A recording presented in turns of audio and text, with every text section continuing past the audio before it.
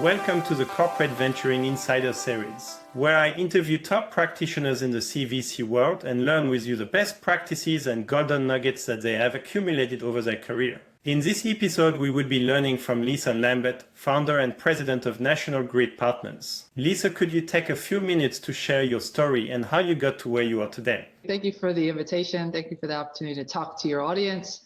Excited to be here. I've been doing venture capital for more than 2 decades, and so it's something that is near and dear to my heart. I hadn't anticipated that I would go this route, but I am delighted that I did. It's been a great journey. I actually began my career journey as a software developer, and I started off working in an IT department at a global industry company based in my hometown, Toledo, Ohio.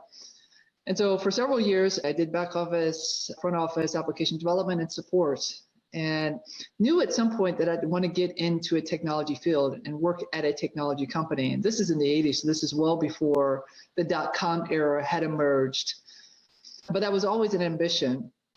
And so after several years doing development work, I did a business rotation, knowing that in order to get on the big stage and really do technology in a big way, I need to have more of a business background. And so I talked my company at the time into letting me do a rotation where I worked in sales and in marketing and product and strategy before going to get my MBA at Harvard Business School, and then making my way ultimately out here to Silicon Valley, where at that time, this is in the late 90s now, the tech bull market was raging and the timing couldn't have been perfect.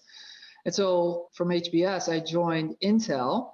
Had other options. I thought Intel was a nice complement to my background because I was a software developer and Intel is very much a silicon and hardware company.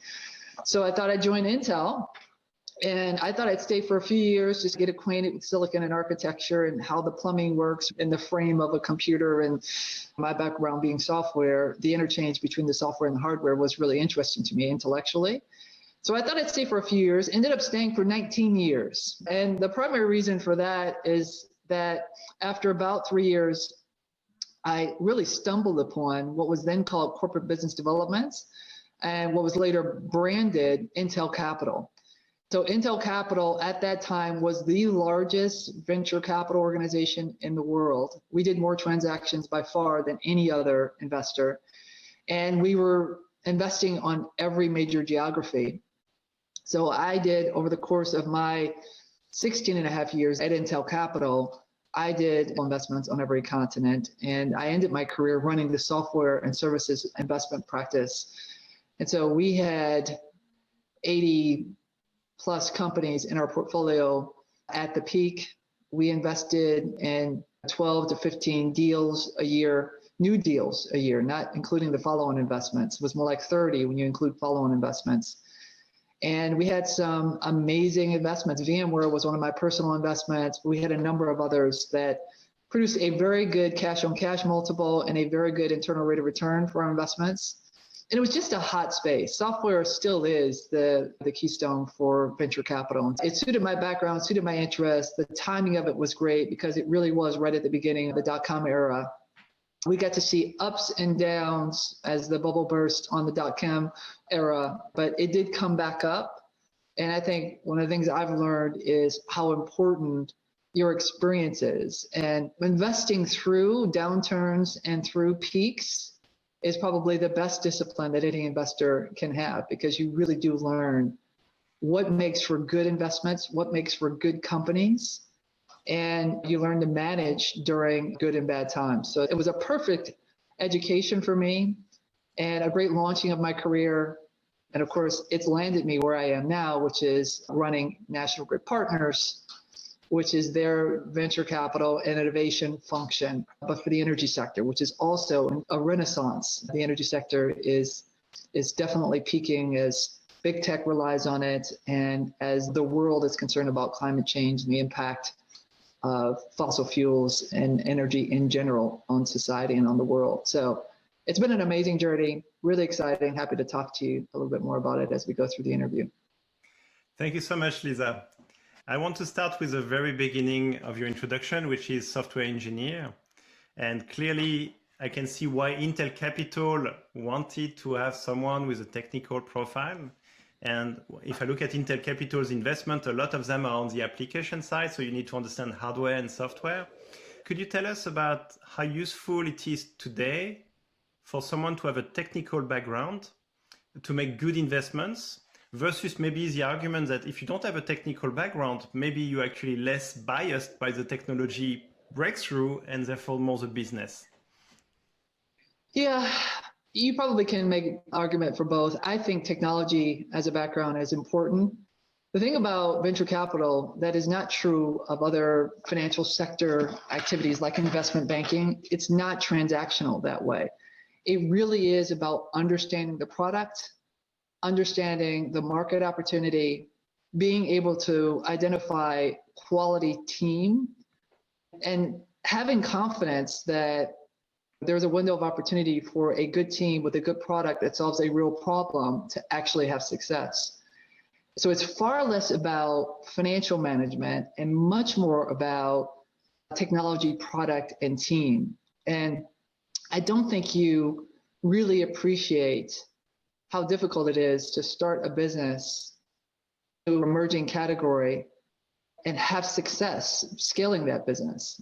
Can you share, maybe not the name, but an example of a mistake where this was a huge learning for you because looking back, there was something you could have guessed, but you saw it, you didn't act on it, and you still invested. Here, I'm talking about you had an intuition or a sense, but you didn't listen to that one. I'll give you a general statement rather than naming names, but one of the big things is early in your career, you spend so much time on the evaluation, and it's very easy to lose objectivity about a deal. And one of the things I told my team later in my career is you can't become married to a deal or to an idea because you've invested so much time and energy in it and you're convinced that it's a winner. You have to always look at any company in relation to a world of possible investments that you could pursue. Never become too involved, too committed. Maintain your objectivity when you're evaluating a company, because you invest a lot of time in your process for doing due diligence and for evaluating winners versus losers. And it's very easy to not listen to those intuitions, those instincts that you're referring to, those words of caution once you're committed to it. And at Intel, we made it worse because at Intel, we had a quota, if you will, of investments that we had to do a year. We were graded on the number of investments that we did, the performance of those investments. How do you make sure that you're conscious about your subjectivity in an investment and you don't get married to the idea of investing in a company? Yeah, I think looking at a lot of companies is a big part of it. One of the things that I required of our team was to put together an investment strategy in a particular area. So if you're going to invest in solar technologies, you'd have to do a complete landscape market scan of the sector, why we would invest, what the strategic benefits are, what the business models are, who are the players, know the entire landscape, and then meet with them. Take time to get to know each one of the companies to make sure that the company you're selecting is truly the best breed. And so it took a lot more time, but I found that the decisions were better because now you can be more objective because you've looked at the entire landscape and have been able to make a judgment based upon an equal set of data. Sometimes I see investors fall in love with a company, they lose their objectivity, they believe that's the best in class, but they haven't done their homework. And so putting together an investment strategy and having the discipline to look at all of the competitors in that landscape before you make an investment is one sure way to maintain some objectivity in it, because now you're looking at data. Now you're looking at the opportunity as it's described by each one of the companies. And I think you can be more accurate and have a better outcome if you do that. I think it's one of the advantages of corporate VC versus an M&A team. An M&A team is the deal, and it's a very binary, but a corporate VC can be much more proactive, looking at, we have one startup coming our way, but let's look at the full landscape. So you mentioned yellow flags and red flags. Can you share with us, and that I think would be very useful for the audience, some red flags that you did not appreciate they were red flags until later on? And that happened to me, so I really want you to share some examples. Probably the biggest red flag is team. We did a study at Intel Capital on our entire historic portfolio and the reasons why companies were successful or unsuccessful. And what came up repeatedly as the primary reason for failure is the lack of execution and team. And so I think people overestimate market size and market opportunity. I think they overestimate product. At the end of the day, you can have the best product in the world, but if you don't have a team that can execute and deliver on the promise of the value, then you have nothing. And honestly, it seems obvious in reflection, but it's not. The technology generally is the first thing as a venture capital investor, is the first thing that you look at. Is the technology differentiated? Is that advantage sustainable? And then you look at, is the market big enough to accommodate you growing to a size that's sufficient enough for you to make a good return? Those are typically the first 2 or 3 things that you look at. But in the end, it's all about the dynamics of the team, the capability of the team, gaps in the team, your ability to recruit the team as you scale. So it's not just the executive team, but it's the broader team, and the ability to create culture and cohesiveness so that you stay on point, you stay on the vision, you stay on the strategy, you pivot when you need to. So self-aware that you're not married to a strategy or an idea, but you're married to being successful, and that may require you pivoting. In fact, in most cases, it does require you pivoting. So it all comes back to the people. I don't think early in my career, I would have ever thought that. Early in my career, I thought it was all about the product and the opportunity and how unique it was and differentiated it was and how many people liked it and all of those things. But in fact, it really is all about the execution. You don't have good execution, you don't have a good business, no matter how great the technology is. So this one is a tough one, and I'm probably guilty of that, and my team as well, is when we put an investment proposal together, the slides on the team is maybe 2 slides out of 30 or 40. We spend so much more time on everything else. You could argue some of the slides is about execution and past execution and their track record somehow, but this is still like a 10% of the investment proposal being made. And yet you're saying it has a disproportionate impact. How do you do it in NGP? How do you make sure that the team is really being due diligence, not just the idea, the product, the technology, the market, but really the team? A big part of it is hiring a team that has meaningful investment experience because they know those things. They won't fall into those traps. And so when I started National Grid Partners, my criteria for hiring investment professionals was that they'd have a minimum of 10 years as professional investors with a minimum of a 20% IR 3x cash on cash track record. And so when you're dealing with those numbers, then they've learned all the things we've been talking about on the show for the last 30 minutes. They've learned about team, they've learned about product, they've learned about execution, they've learned about evaluating the entire landscape, all of those things. And so that's a big part of it. If you're going to hire, please hire people that are professionals. What I see so often in corporate venture capital is they hire product specialists. Oftentimes they hire people within the company that work in product or operations or business development, and they hire them to be the professional investors. And it's a recipe for disaster. This is a trade, as I mentioned earlier, that requires experience, pattern recognition, which is enabled by experience, and managing lots and lots of opportunities. And to assume that because somebody is an expert in an area that you're specializing in terms of your investment approach, that's going to be successful is just a big fallacy. And it happens all the time in our business. So get the right talent and then have a thorough evaluation. We spend probably a third of our time in our investment theses around the team, and it's the collective team. It's the leadership team. It's the broader team. Where are their gaps? Where do we have strength? And then we want to shore that up. It's the advisory board. We spend a lot of time. In fact, I do diligence every advisory board member. And I certainly do one-on-ones with a handful of them. We just did a deal on investment in a company called Pathar. They've got about 12 people on their advisory board. I diligenced all of them. I met with 4 or 5 of them.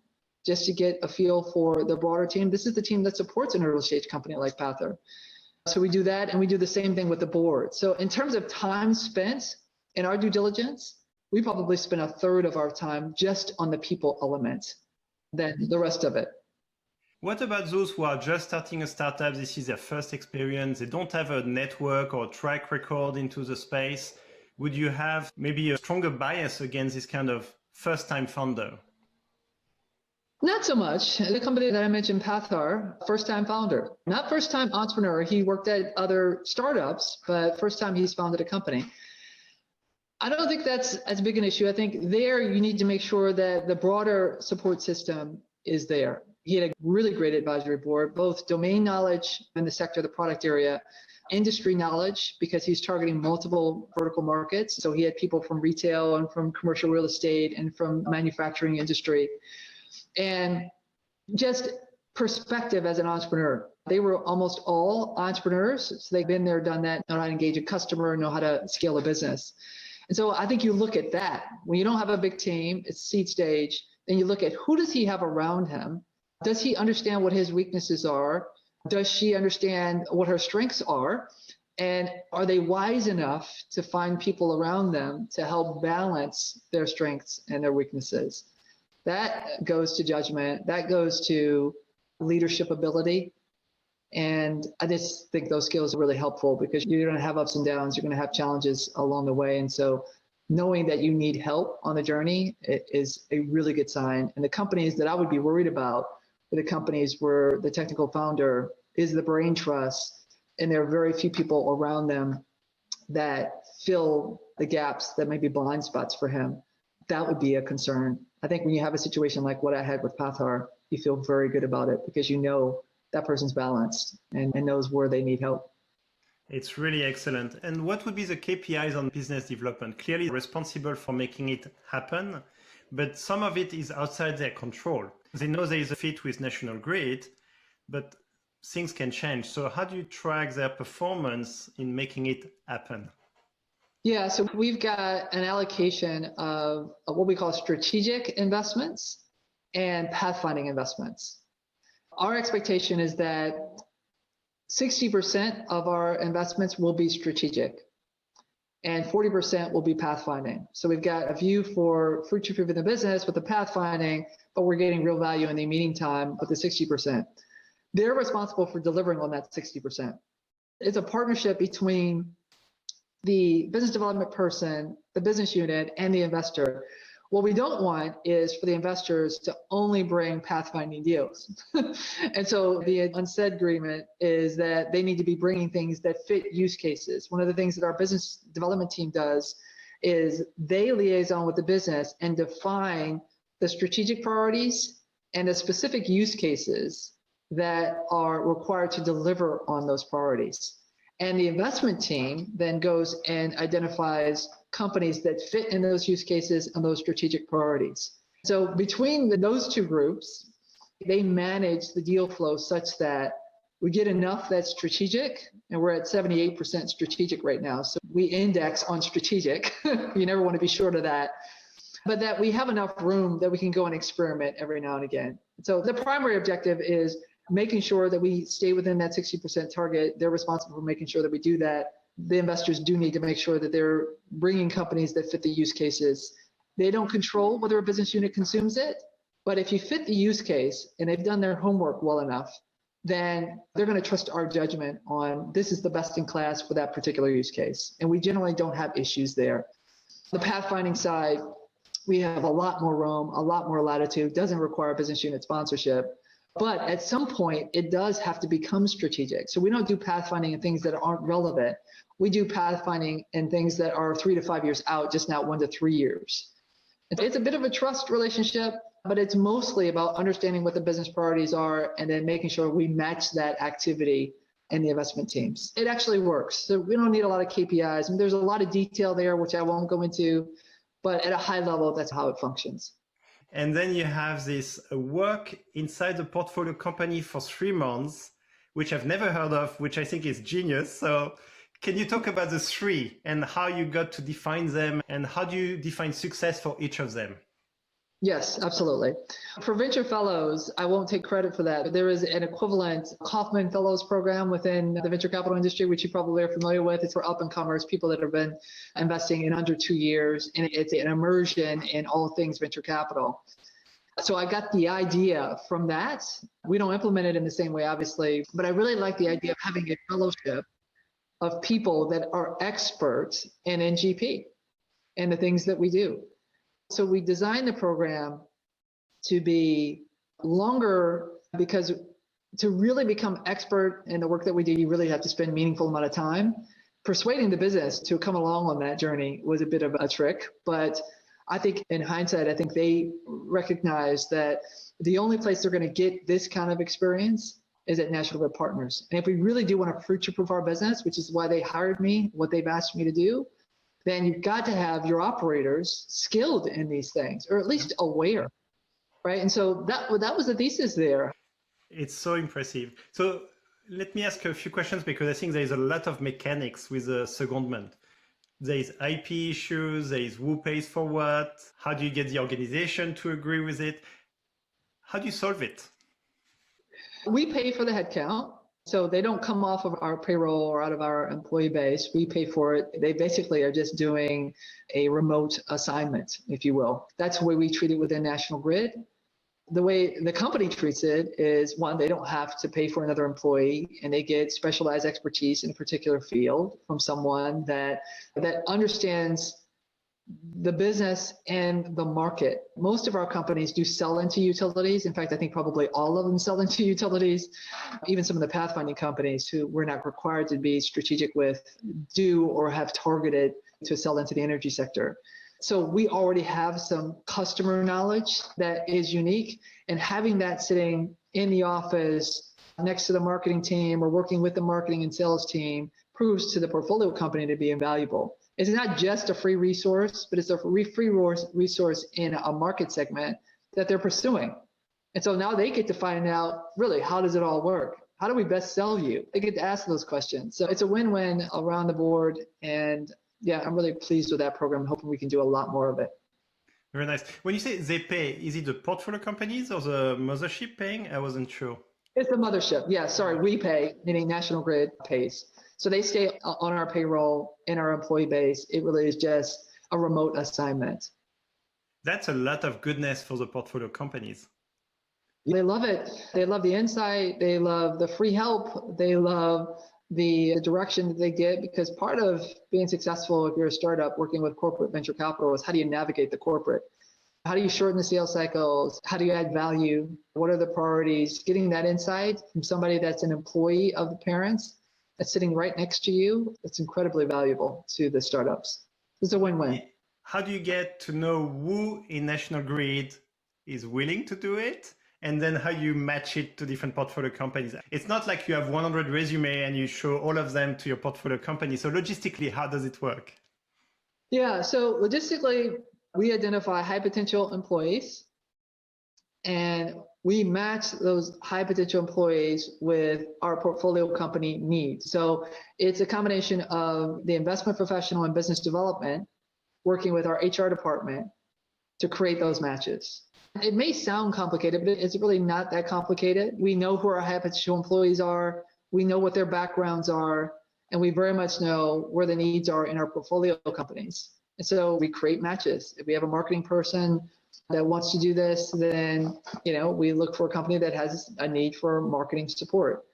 And we'll find that the high potential employees are eager to diversify their experience and to expose themselves to other ways. So we've had no shortage of people interested in either literally joining National Grid Partners as an employee or participating in any of these programs where they can get exposure to what we do. It's a pretty hot business unit at National Grid. I think it's the best way to finish the interview. We're at the top of the hour, but it was really inspiring and very concrete. You have really good concrete actions that I think we should look at and consider. So thank you so much, Lisa. This was really nice. Thank you for great questions and being very thoughtful about it.